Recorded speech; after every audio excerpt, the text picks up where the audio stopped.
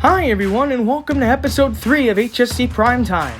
I'm Logan Potosky, and I'm here for a third straight week providing you with highlights from last night's football contest between the Cardinal Huskies and your Kirtland Hornets.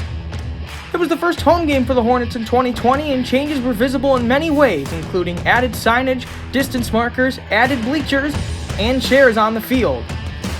And another change, the Hornets sported their blue jerseys for the first time in 329 days, the last time being October 18th of last year against Beachwood. The Hornets took their home field for the first time this season by running through the sign, and that's where we begin today's show. Speaking of changes, the Hornets opened up with 10 passes in their first 13 plays, and no, that's not a typo, including this great catch by Gage Sullivan. Shortly thereafter, Huskies linebacker Aaron Reese picked up an early sack. That didn't stop the Hornets from continuing to pass early, as Liam Powers connected with his cousin Joey Grazia on 3rd and long to pick up a first down. Then, on the first run of the game, Liam Powers sneaked his way in from 9 yards out for his third rushing touchdown of the year, making it 7-0. On Cardinals' first drive, Joey Soltis was looking for his brother Anthony, but was intercepted by Joey Grazia, his second interception in as many weeks. Here's how the next play sounded on Kirtland's YouTube broadcast. Another pass, looking for Grazia on a fade route, and he makes got a catch! touchdown! And he is in! Touchdown, Hornets! On the next Hornet drive, Liam Powers found Danny Davidson, who sprinted 35 yards to pay dirt to make it 21-0. Here's another broadcast call of a crazy punt return. Snap. Kick is up. And that will be fielded by DeMarco at his own 49-yard line. He's running to the right, gets to the 45, he's up the middle. And another juke move, he's going all the way to the left side. And he is still up, and he is just changing directions multiple times up the middle. DeMarco to the 30, and he's to the 20, the 15, the 10, the 5. And he is into the end zone for the touchdown, but will it stand? The play would not stand due to a penalty, but it didn't matter, because on the next play, Mason Sullivan scored from 52 yards out to make it 28-0 after one quarter. The Hornets' D was swarming all night, as seen here with these two plays by the Hornet linebackers.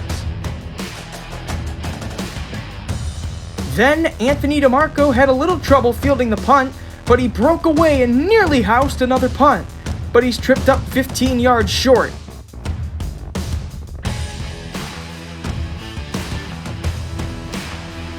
DeMarco did, however, find the end zone 2 plays later as he swept his way in to make it 35-0. Soon after, yet another great punt return. Special teams had a great night last night for the Hornets as Joey Grazia sprinted from one side of the field to the other to score, but it was called back due to holding.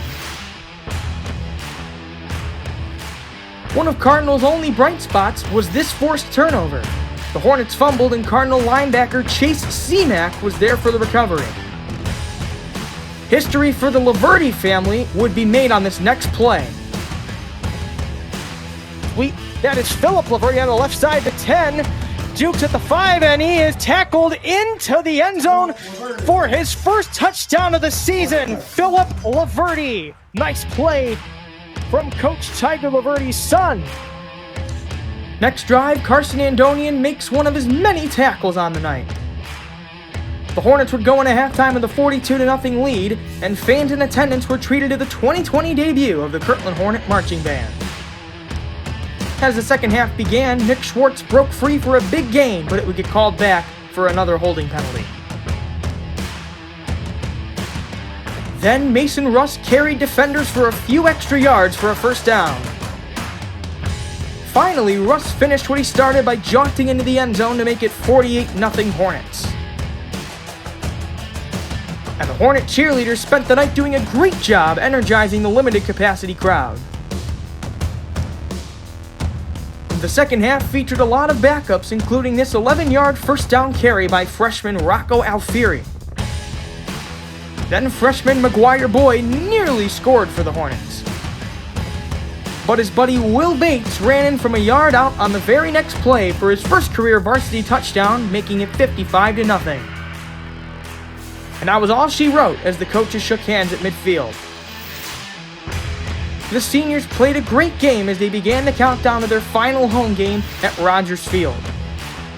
And a special shout out to senior Nate Fellinger for earning his first varsity tackle towards the end of the game. Kirtland wins by a final score of 55-0, improving to 3-0 and extending their state-long winning streak to 33 games. They're scheduled to travel to Orwell next Friday night to take on Chagrin Valley, and 0-3 Cardinal will host Beachwood at home. That's all we have for you folks, and here's a rundown of your Week 3 stats. Thank you all for watching. This is Logan Potosky signing off.